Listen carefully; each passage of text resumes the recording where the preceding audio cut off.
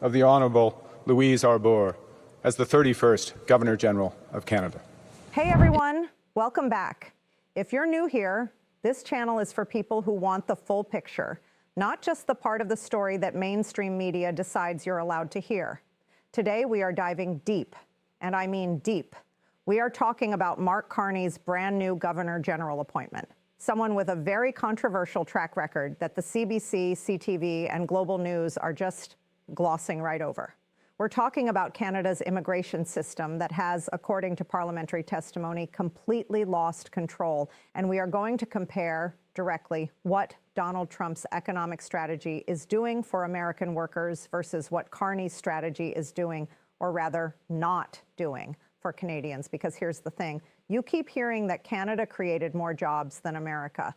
You keep hearing that Canada is in better shape, but nobody, and I mean nobody in the mainstream, is telling you what kind of jobs those are. And that distinction, that is everything. So buckle up. This is a long one. Get your coffee. Let's go. So on May 5th, 2026, Prime Minister Mark Carney stood up at the National Art Gallery in Ottawa and announced that Louise Arbour would be Canada's 31st Governor-General. And on paper, impressive. Former Supreme Court Justice, UN High Commissioner for Human Rights, led war crimes tribunals in Rwanda and Yugoslavia, 42 honorary doctorates. She is, without question, a heavyweight. But here's what I need you to understand. It's not what she's done. It's what she represents. And it's the pattern of who Mark Carney keeps choosing for these appointed roles. Because here is the thing about technocracy.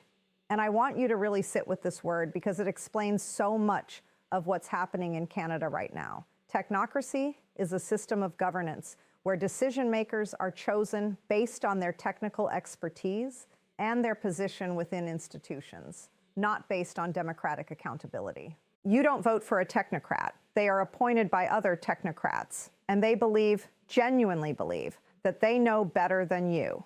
And when you look at every single appointment Carney has made since taking office, what do you see? People deeply embedded in global institutions. People who believe those institutions are the answer. People who, frankly, have benefited enormously from those institutions. Mark Wiseman, new ambassador to the United States, co-founded the Century Initiative. If you don't know what that is, you need to. It is a Canadian lobbying group with one stated goal: increase Canada's population to 100 million people by the year 2100, explicitly through high immigration levels. That's not a conspiracy theory. That's their website. Dominic Barton, Diana Fox Carney, all connected, all in the inner circle, all believers in the same vision. And now, Louise Arbour. Howard Anglin, former Deputy Chief of Staff to Stephen Harper, called her, and I'm quoting directly, the most Ottawa bubble choice from the most Ottawa bubble ministry in Canadian history. That is a former senior Conservative official, not a random Twitter account. And look, I want to be fair here. Louise Arbour has done genuinely important work. Prosecuting Slobodan Milosevic for crimes against humanity, that matters. Prosecuting the perpetrators of the Rwandan genocide, that matters enormously. But there are legitimate concerns. During the 2006 Lebanon conflict, a 34-day war between Israel and Hezbollah, she accused Israel of being equally culpable for civilian casualties. She was widely criticized for creating what many called a false moral equivalence between a nation-state defending itself and a terrorist organization. She initially refused to meet with the families of kidnapped Israeli soldiers. In 2008, she praised an Arabic human rights charter and then had to walk it back when it was pointed out that the charter included language equating Zionism with racism. She has been condemned for praising the Cuban government despite its well-documented human rights violations. And critics have noted that while she has been extremely vocal about certain issues of expression and religious respect, she has been considerably quieter on the rising tide of anti-Semitism globally. Now, does any of this disqualify her? That's a conversation Canadians should be having openly. The problem is that we're not, because the mainstream media is giving this appointment a complete pass, cheerleading mode, as she herself called it. And Mark Carney, when given a direct opportunity at that press conference to clarify, to address concerns, to do the normal political thing, and at least acknowledge the controversy, he basically said, hold my beer, and doubled down. Because what he said next is actually more revealing than the appointment itself. When a reporter asked Carney about his recent comments in Armenia, where he suggested that the international order will be rebuilt out of Europe, not out of America, he didn't walk it back. He leaned in. He talked about the European Union. He talked about 50-plus countries with European associations. He talked about rebuilding the international system on shared principles of rule of law and democracy. And look, those words sound great. Rule of law, democracy, shared values. Who could be against that? But here's what I want you to hear. Here's what he is actually saying. He is saying America, under Trump, is no longer the anchor of the global order that Carney and his colleagues built their careers on. And his response is not to work harder on the Canada-US relationship. His response is to pivot to Europe, to institutions, to the kind of multilateral framework where people like Mark Carney, former Bank of England governor, former Bank of Canada governor, Davos regular, World Economic Forum board member, get to sit at the table and shape the rules. This is a prime minister using a national crisis, a real trade war that is hurting real Canadians, as an opportunity to execute a pre-existing ideological vision. And if you want proof of that, just read his book, Values, page 2. He literally writes that he felt the collapse in public trust in elites and globalization, and became convinced that radical changes are required to build an economy that works for all. That sentence is important, because the question is, radical changes decided by whom? Designed by whom? Implemented by whom? The answer, if you look at his appointments and his rhetoric, is by technocrats like himself, by institutions, by appointed experts who don't have to win your vote. Meanwhile, we still have USMCA. The trade deal is still in effect. 85% of Canadian goods are still tariff-free into the United States. The relationship is damaged, yes, but it is not irreparable. And the mature, responsible thing to do would be to work like crazy to repair it, while protecting Canadian industries through deregulation, by removing the red tape and environmental overreach that makes Canadian producers uncompetitive in the first place. But that's not what's happening. Now, I want to talk about jobs, because this is where the narrative gets really dishonest. You have heard over and over that Canada is outperforming the United States on job creation, that Canada created 80,000 jobs while America only created a fraction of that Canada's economy is more resilient. And on a surface level, if you just look at the raw headline numbers, that's technically true.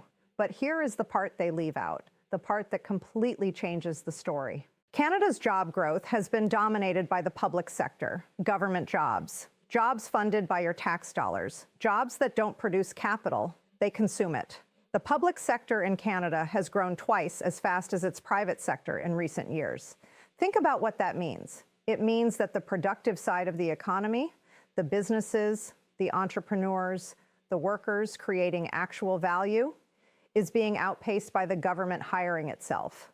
And who pays for those government salaries? You do, through taxes, from your private sector job or from your business that is struggling under Canadian regulatory burden. Now compare that to what Trump has done. Between January and November 2025, the Trump administration's approach produced an economy where 2.7 million native-born Americans gained employment in the private sector. Real wages are on track to rise 4.2%, outpacing inflation. Construction jobs, real tangible jobs building real things, are up 52,000 in just 3 months. Yes, the federal government lost over 330,000 positions. Trump himself said it. He said many of those people went out and got private sector jobs paying 2 to 3 times more money. Now, you can disagree with Trump's methods. You can critique the pain that comes with any major structural shift. That's a legitimate conversation. But the principle that private sector growth builds an economy while public sector expansion drains it is not a controversial idea in economics. It's basic. And the fact that Canadian politicians are using public sector hiring to inflate the jobs headline number, while our private sector quietly stagnates, and then pointing at America's federal job losses as evidence that Canada is doing better. That is one of the most egregious examples of cherry picking I have seen in a long time. And there's more. Economists are now saying that Canada needs at minimum 40,000 new jobs every single month just to keep the unemployment rate from rising further. Why? Because our population is growing so fast, which brings us to the immigration piece. Here is a stat that should stop you cold. the Auditor General found 153,000 cases of noncompliance involving international students in Canada. 153,000. When the Liberal immigration minister was asked at the Immigration Committee whether the checks and balances are working, she said yes.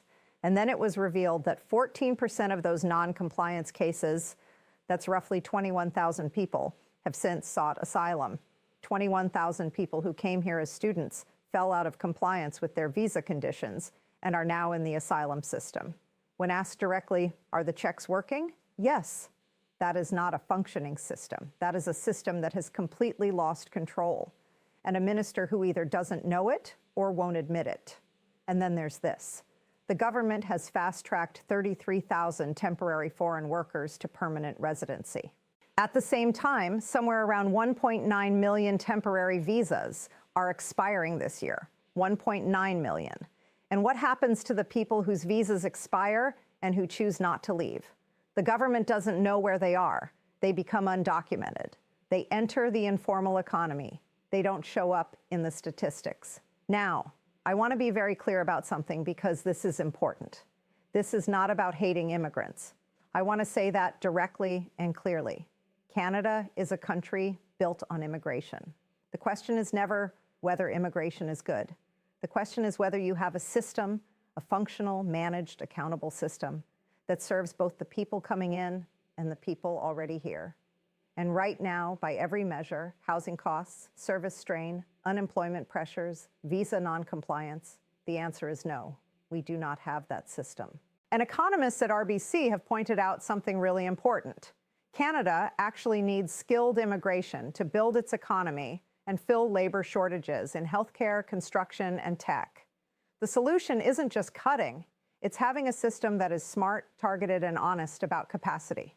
Instead, what we have is an immigration system that has been used in part to inflate GDP per capita numbers, to pump up headline job figures, and to serve the interests of a lobbying ecosystem, including groups like the Century Initiative, that has direct ties to the people now running this country. Here is the thing I want you to walk away with. None of this is accidental. None of this is random. Mark Carney is not a bumbling politician who stumbled into the job. He is one of the most sophisticated operators in the global financial and policy establishment. Everything he does is intentional. The appointments are intentional. The framing around Europe is intentional. The immigration levels, the population growth targets, the institutional loyalty, all intentional. His book says it plainly. He experienced the collapse of public trust in elites and globalization. And his conclusion was not, maybe the elites were wrong. His conclusion was, we need to rebuild these institutions better. The Century Initiative is not a fringe idea. It is the operating assumption of his inner circle. 100 million Canadians by 2100. And the people who designed that vision are now the ambassador to the United States, advisors to the Prime Minister, and now the Governor General. This is what it looks like when technocracy captures a government, not through a coup, not through anything dramatic, just through appointments, through networks, through the slow, patient accumulation of institutional power by people who genuinely believe they know best. And the media, the same media that would spend 3 weeks on a conservative MP's old tweet, has essentially nothing to say about any of this. Meanwhile, the Canadians who are suffering are not the class of people who get invited to Davos. They're the ones paying $178 at the pump, the ones who can't afford rent in the cities their parents bought houses in, the ones getting laid off because the tariff situation hasn't been resolved because, as one commentator put it, hope is not a strategy. The Prime Minister ran on fixing the relationship with the United States. That was literally his central argument for why voters should choose him over Pierre Poilievre. And now, 7 months into his mandate, we're talking about joining the EU and rebuilding the international order out of Europe. That is not what people voted for. Look, I'm not just here to tear things down. So let me tell you what the alternatives actually look like. On the economy, deregulate. Remove the red tape strangling Canadian energy producers, Canadian manufacturers, Canadian small businesses. The private sector doesn't need the government to hire more people. It needs the government to get out of the way. That is how you build real, lasting, wage growth-producing employment, not by adding public sector positions funded by taxes from a shrinking productive base. On immigration, fix the system. Not abolish it, fix it. Create real pathways that are transparent, that match labor market needs, that have genuine enforcement mechanisms, and that don't leave 1.9 million people in legal limbo. Immigrants who come here through a clear, fair process are a massive asset. Chaos is not. On the U.S. relationship, get back to the table. Stop the pivot to Europe long enough to close a sectoral deal. USMCA is still alive. Critical minerals, energy, there are deals to be made, but you have to actually negotiate, not posture. On accountability, the Governor General appointment, the ambassador appointment, the inner circle connections, these deserve scrutiny, not attacks, not personal smears, just journalism. Just the kind of, why is this person in this role and what did they believe before they got there? That used to be the basic function of a free press. If you've made it this far, thank you, genuinely. This is the kind of content that takes a long time to put together, and it only works if you share it. Because the algorithm doesn't always love this kind of material, but people do. And people sharing it with other people who need to hear it, that is how the conversation gets bigger. Drop in the comments. Do you think Carney's appointments reveal a pattern? Or am I reading too much into this? I want to know what you think. Like the video if it gave you something to think about. Subscribe so you don't miss the next one. And I will see you very soon.